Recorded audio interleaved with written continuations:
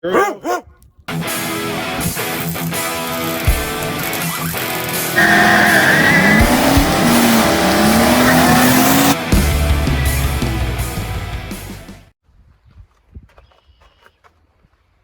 guys, today Shop Dog Fabrication is on location from my junkyard.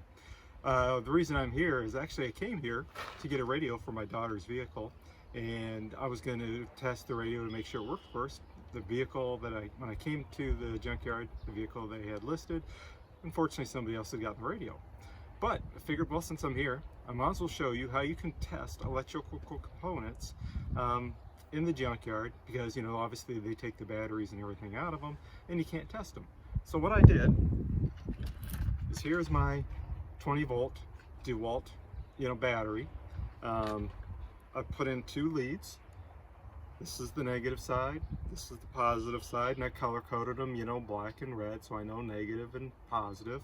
I have just a couple of simple jumper wires here, so I can connect it to, let's say, a battery terminal, or if I have need to put a small pin in the connector, I can put a small pin in the connector and then jump power to it and see if it works. Let's say a window regulator, you can connect the battery to the battery post, you can turn the vehicle on, see if like the dash maybe works, just simple things. Obviously you can't start the vehicle with it, but at least you can test electrical components. And so here I found a set of fans just sitting on top of a car. I figured I'd show you what I made. And I'll do a couple of close-up stills, of the posts and how I have this set up later on. So we'll set this up here. Make sure you keep your connectors away from each other so they don't short out. This is my negative side, and you see, I'll go ahead and hook it up.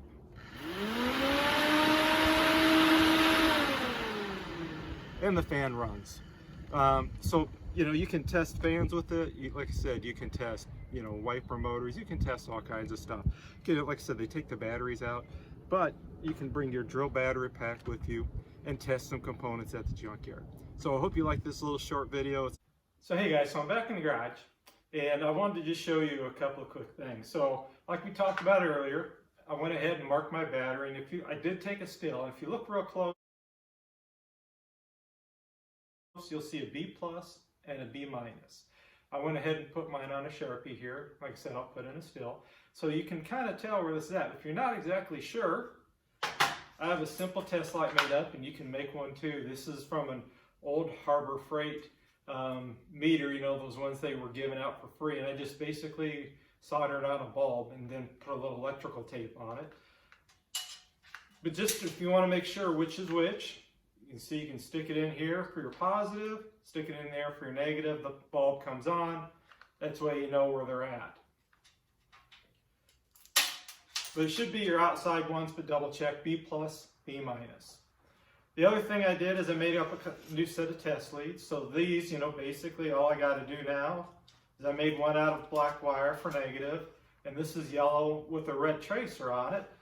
That will be my positive, and now I don't have any other connectors that can short out in between, like I was using earlier today with these.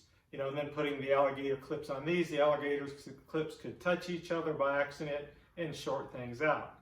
So now, I don't have anything that can short out. Basically, I've got wire run directly, and then I've got my 2 little alligator clips, and I can now connect to the end of a wire and see if something works. Now, where can you get all these alligator clips? Basically, I picked up all these, for a couple of dollars from Harbor Freight. It came with some of these bigger ones, came with some big alligator clips, came up with some medium alligator clips with covers, and some small alligator clips with covers. So you've got a variety of clips that you can make up some different test leads. The other thing you should probably take with you is like a paper clip. So if you're trying to put, let's say it's a 2-pin connector and you're trying to drive an electric motor, obviously you can't take an alligator clip and get it down in this connector, and I'll do a close-up so you can see what I'm talking about. But I basically just here have a couple of small, very small cotter pins. Like I said, you could use a paper clip, a couple of those, put into the connector where the pins would be, and then you can connect your alligator clip to this, and then you can drive, you know, the motor up or down, or power something on like a radio or whatever. So I just wanted to share a couple of little additional tips and tricks with you guys when you're making some leads, where you can get some things from. You know, I would definitely try to use black wire for negative and another color for positive, so you don't get them backwards. And then go from there. Like I said, you can make up a simple little test light as well, just to check your battery.